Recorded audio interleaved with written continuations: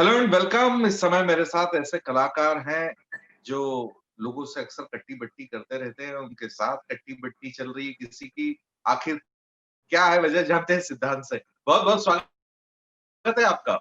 नमस्ते पराग, हाय, कैसे हैं? मतलब थैंक क्या यू। रूठना-मनाना चल रहा है ज़िंदगी में आपका? क्या कट रहे हैं आप लोगों से? फिलहाल तो कट्टी-बट्टी के सेट पर हूँ तो वही है, रूठना भी है, मनाना भी है, यही चल रहा है बच्चों के साथ, फैमिली के साथ जो है शूट कर रहे हैं हम सारे। और जहाँ प्यार होती है, वहाँ पे नोक-झोंक होता ही होता है।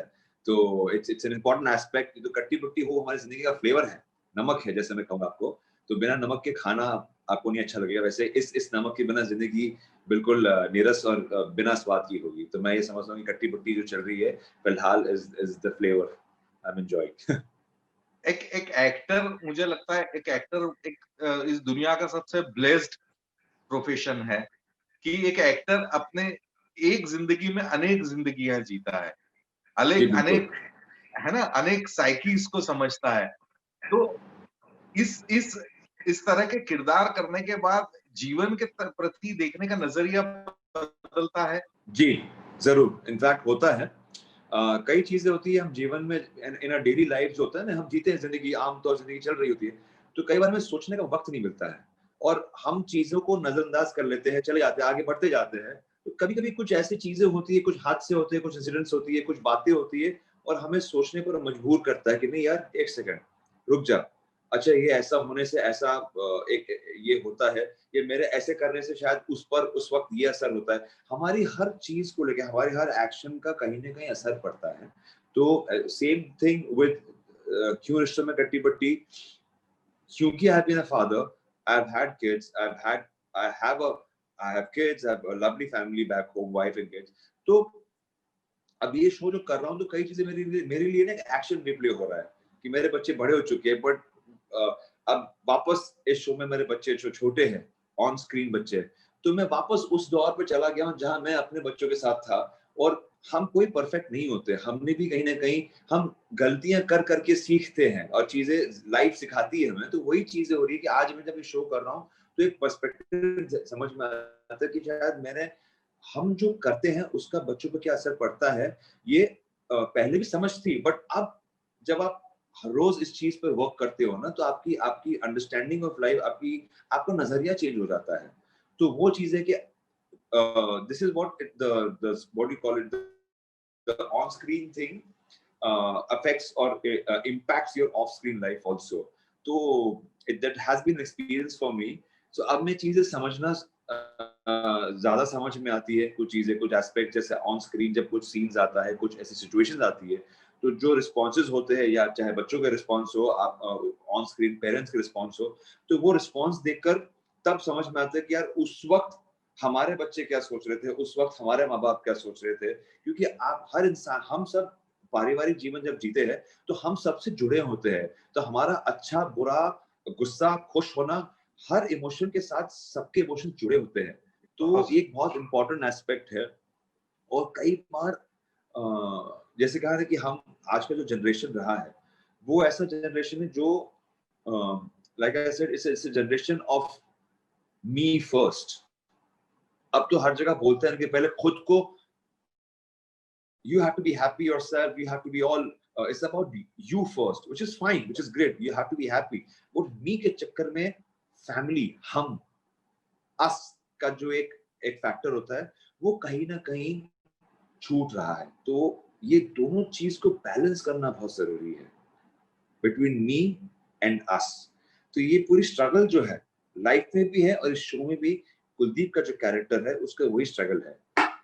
अगर मैं बात करूँ इस शो की तो इसको किस तरह से मतलब किस कैटेगरी में रखा जाए? इसको मैच्योर लव स्टोरी माना जाए या फैमिली ड्रामा माना जाए? किस तरह से इस कैटेगराइज़ किया जाए इसको? हर एज लेवल के ऑडियंस को ये भाएगा क्योंकि कई कैरेक्टर्स है इस शो के अंदर।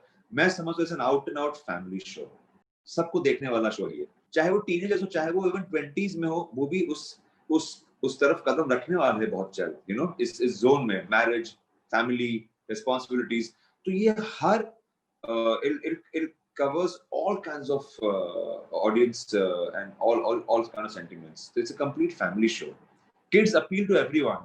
ऐसा नहीं कि सिर्फ बच्चे देखेंगे, हर किस्म के एज ग्रुप को ये केटर करता है शो. आप लंबे समय से काम कर रहे हैं, कसौटी में भी देखा आपको अलग-अलग।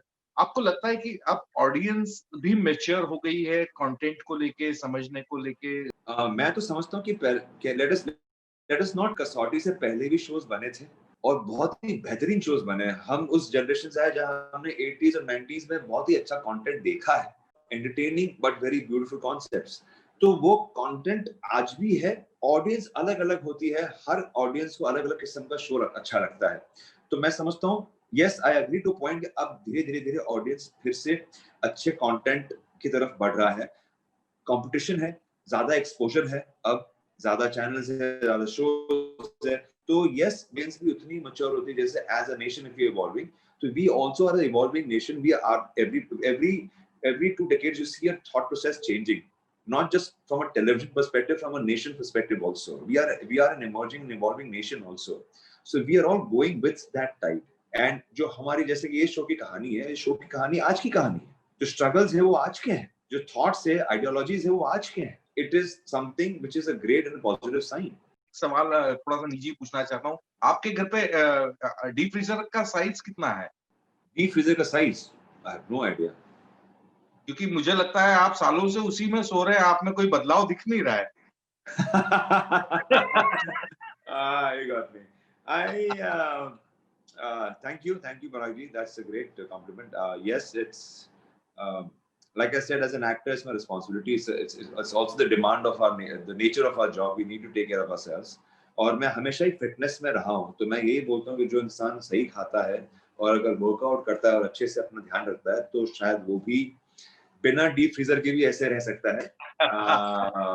बाकी I would like to also thank my parents. मेरे genetics play a big role, मैं ये समझता हूँ. तो मैं अपने माँ बाप को थैंक यू करता हूँ कि भैया जो कहते हैं कि बचपन में जो खिलाया पिलाया है वो आपको साथ लेके चलता है आपको.